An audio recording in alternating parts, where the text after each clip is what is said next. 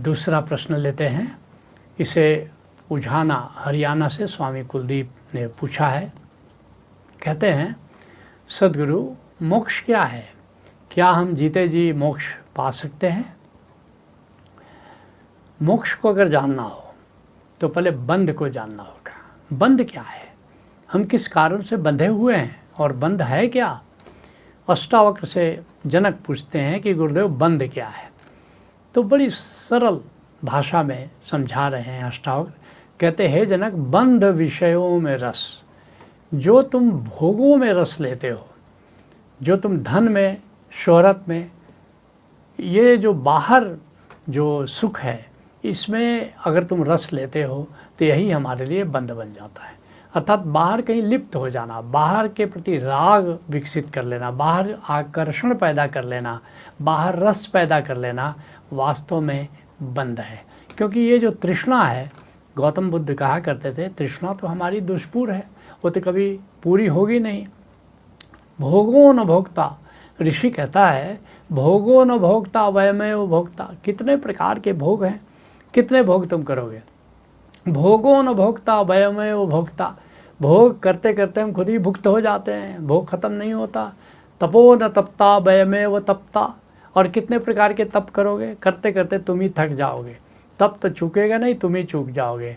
और कहते हैं, तृष्णा न जीर्णा वयमेव जीर्णा। तृष्णा जीर्ण शीर्ण कभी नहीं होगी, बल्कि तृष्णा न जीर्णा वयमेव जीर्णा। तृष्णा करते करते एक तृष्णा, दूसरी तृष्णा, एक पूरी होती तीसरी तृष्णा, और फिर हम ही जीर्ण शीर्ण हो जाते हैं। कालो न यातो वयमेव याता। समय तो बीतता नहीं है। लोग कहते समय कटता नहीं है, और समय तो कभी नहीं कटेगा, तुम ही कट जाओगे। तो ये जो भोग है, ये जो तृष्णा है, ये दुष्पूर है, और इसके कारण तृप्ति नहीं होती, इससे और अतृप्ति बन जाती है। और इस तरह कामना से ग्रसित होकर के कुछ पाने के लिए हमेशा जो हम लगे रहते हैं, ये हमारे बंध का कारण होता है।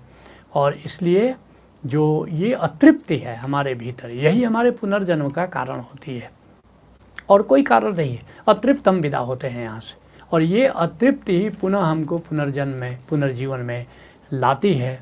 और इसी के कारण, इसी अतृप्ति के कारण क्या होता है, हमारे भीतर षट रिपु पैदा हो जाते हैं। काम, क्रोध, लोभ, मोह, ईर्ष्या, द्वेष।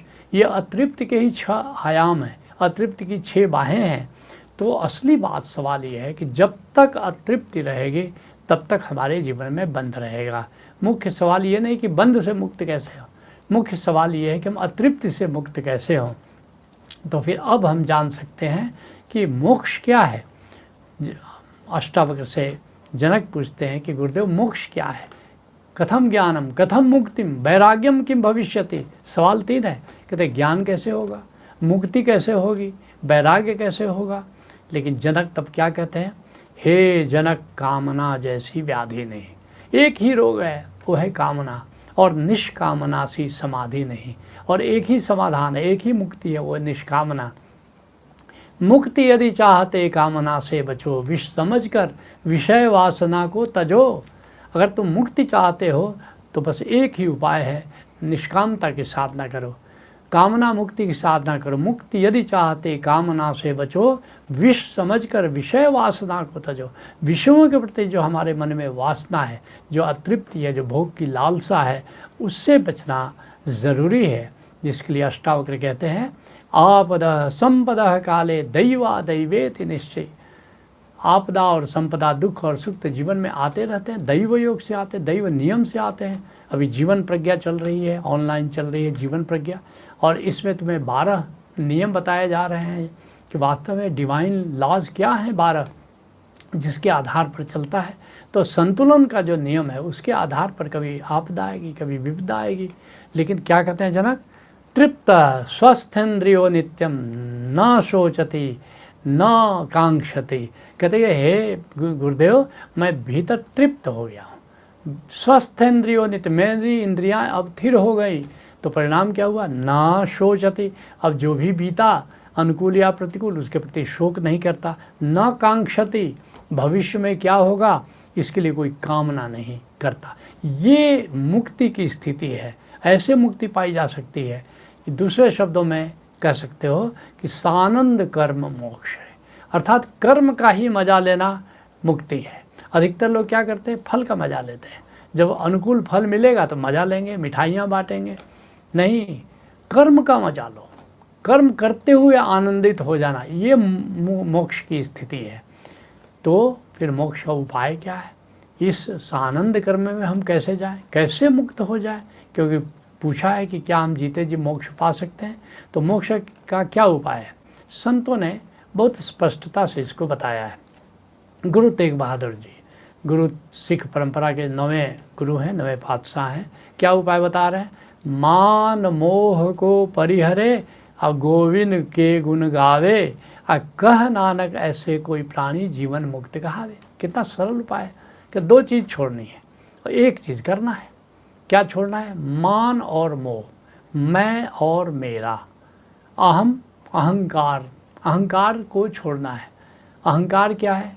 अहंकार ये है कि दूसरे लोगों की नज़रों में मैं अच्छा दिखूं, दूसरे लोग मेरी प्रशंसा करें, दूसरे लोग मेरी तारीफ़ करें, दूसरे लोग मुझे सम्मान दें। नहीं, इसको तो छोड़ना पड़ेगा। और मोह क्या है?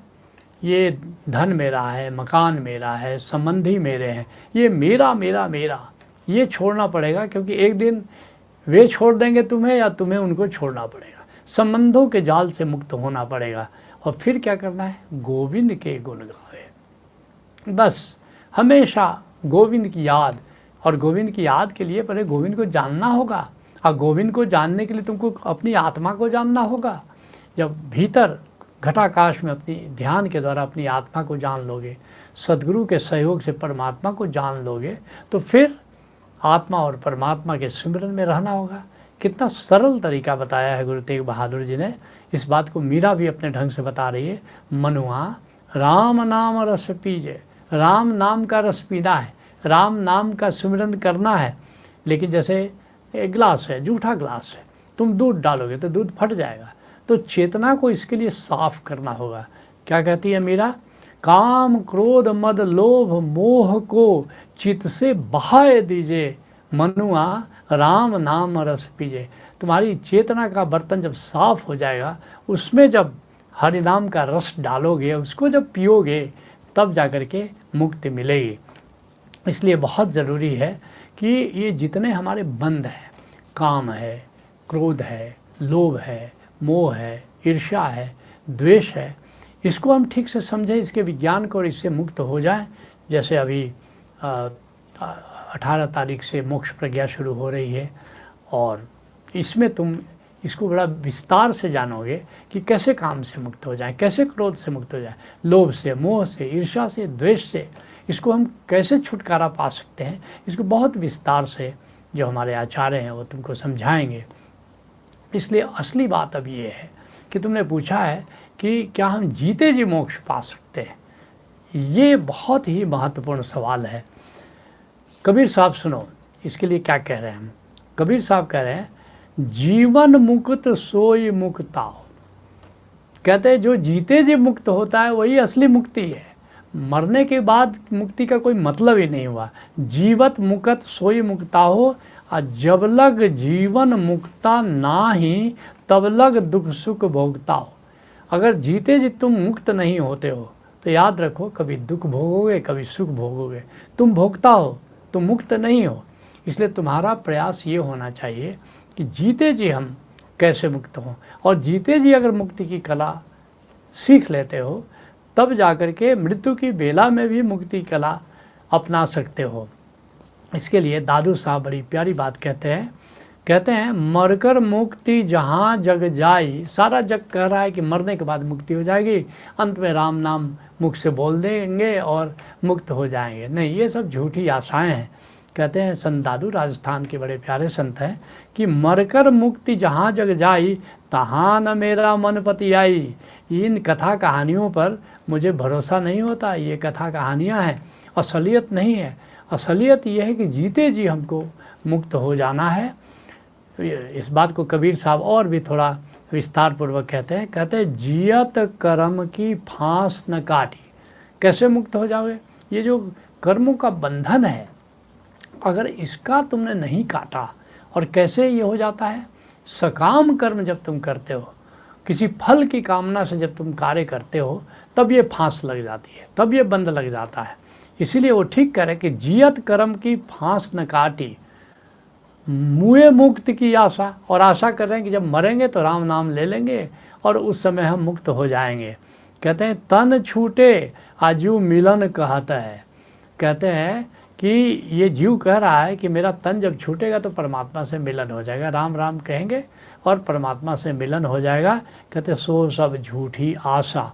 कहते हैं कि ये सब झूठी आशाएं हैं, ऐसा कुछ नहीं है। कुछ लोग कहते हैं जैसे गीता में भगवान कृष्ण ने अध्याय 6 में बड़ी प्यारी बात कही है, और वे कह रहे हैं कि अगर तुम मृत्यु की बेला में नाद श्रवण करते हुए और अगर शरीर का त्याग करते हो तो मुक्ति मिल जाती है। बिल्कुल ठीक, मैं राजी हूँ।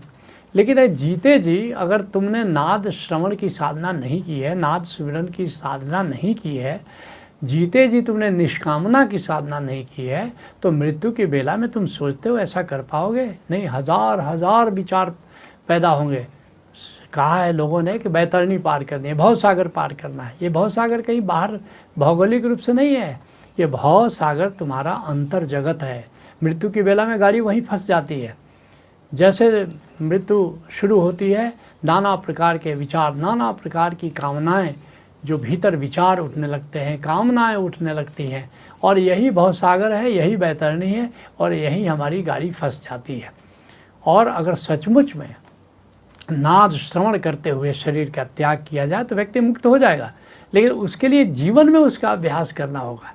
कैसे हम नाद श्रवण करते हुए कर्म करें, कैसे नाद श्रवण करते हैं हम संसार में जिए, कैसे हम स्वयं को आत्मा जानते हुए संसार में जिए, ये मुख्य बात है। और इसके लिए जो उपाय बताए गए हैं, ये 2 ही उपाय हैं, एक है साक्षी और एक है सुमिरन। साक्षी का अर्थ है स्वयं को आत्मा जानते हुए हम संसार में कर्म करें, तो इसके लिए आत्मज्ञान तो करना होगा, इसलिए ध्यान तो करना होगा, स्वयं को आत्मा जानते हुए संसार में जिए। और दूसरा सुमिरन, परमात्मा की याद में, नाद के नूर के की याद में, ये जो सारा आकाश देखते हो इसकी जीवंतता को जानो और उससे जुड़ो। जिसको कहते हैं गुरु तेग बहादुर जी कहते हैं गोविंद के गुण गावे, गोविंद से जुड़ना है बस, फिर तो मोक्ष अभी मिल सकता है, मोक्ष जीते जी मिल सकता है। नहीं तो तुम सोचते हो कि मृत्यु की बेला में मोक्ष मिलेगा, तो मैं समझता हूँ कि ये कोरा सपना है, ये कभी भी यथार्थ में बदलने वाला नहीं है। सत्संग को यही विराम देते हैं। हरि ओम तत्सत।